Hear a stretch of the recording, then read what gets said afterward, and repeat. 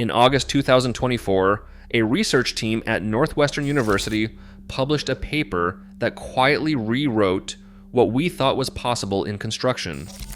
They did not announce a new chemical compound. They did not patent a synthetic material.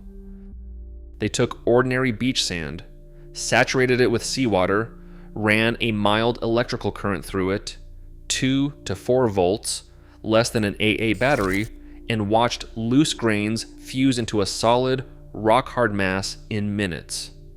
No cement, no mixing, no kiln fired to 1400 degrees, just electricity, sand, and the ocean.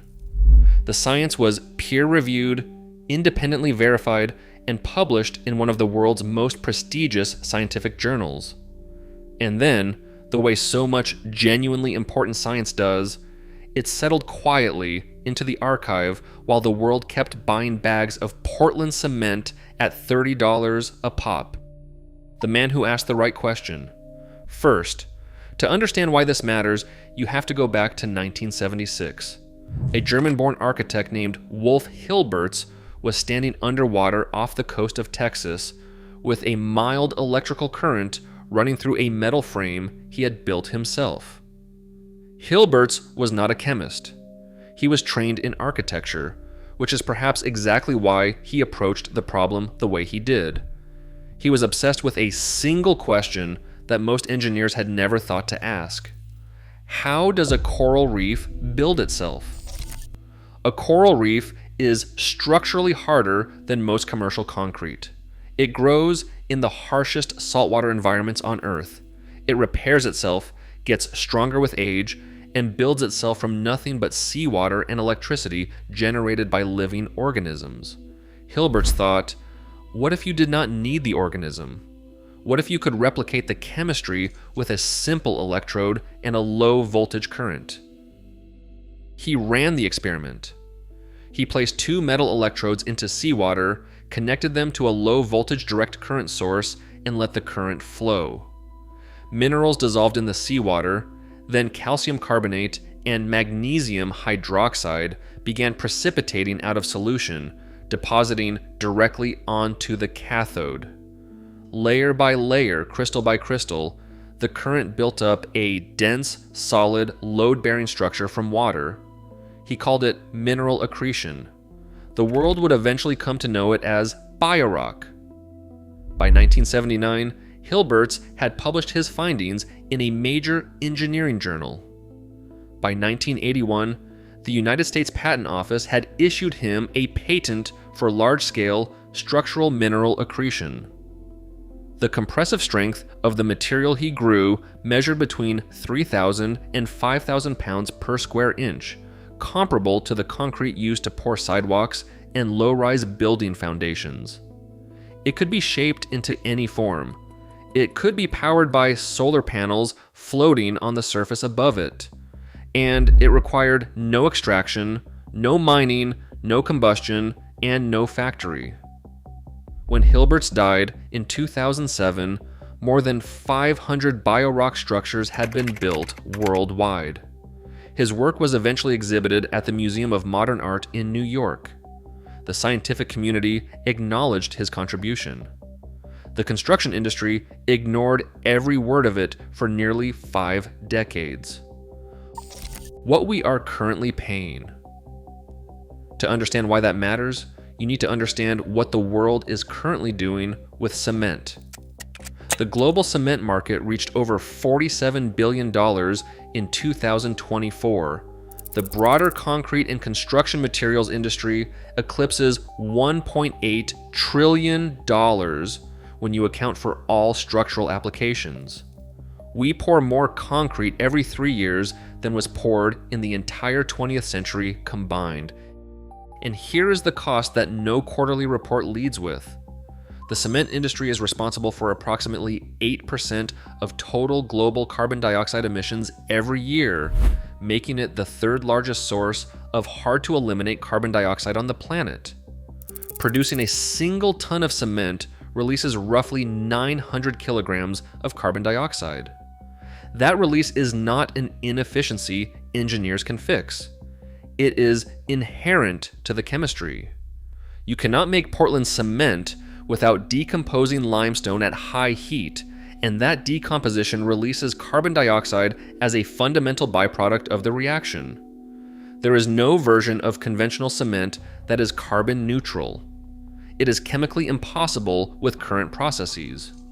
Meanwhile, in 2024, the Northwestern team did the math on their electrical method. The cost to cement 1 cubic meter of marine sand using electrodeposition is $3 to $6.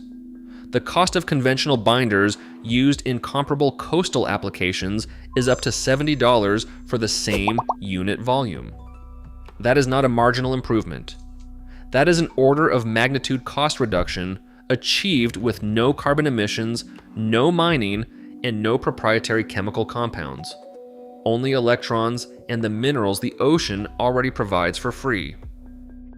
How it works. Seawater is not just water, it is an electrolyte solution loaded with dissolved ions, calcium, magnesium, bicarbonate, the same building blocks that every coral and every oyster uses to construct its skeleton.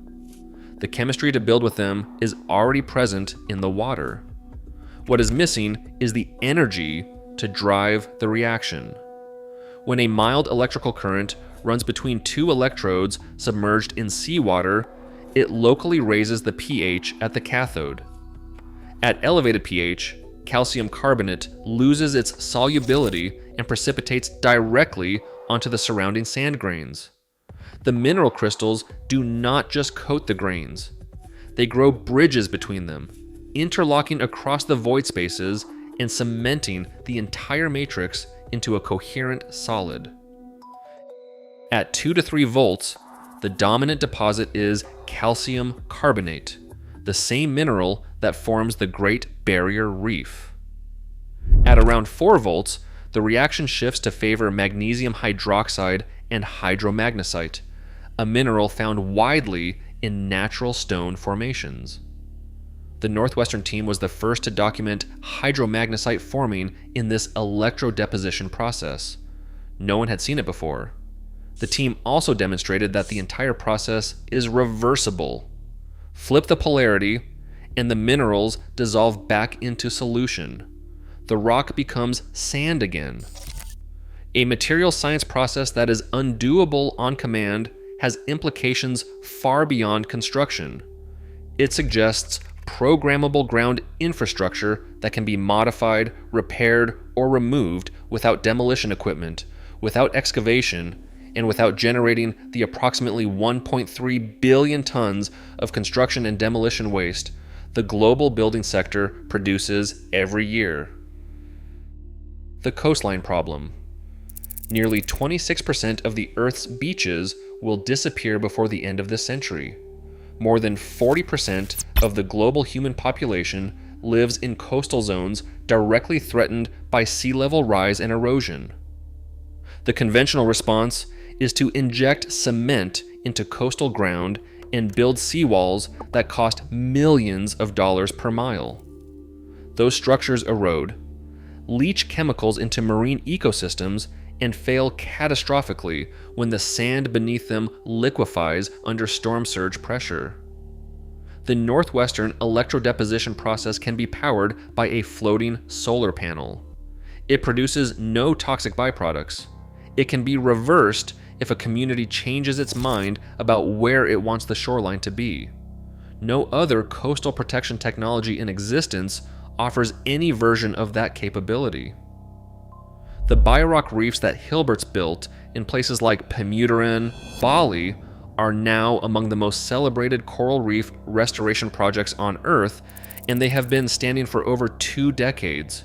They were built for less than the cost of a single section of a conventional seawall. They grow stronger every year and host thousands of species.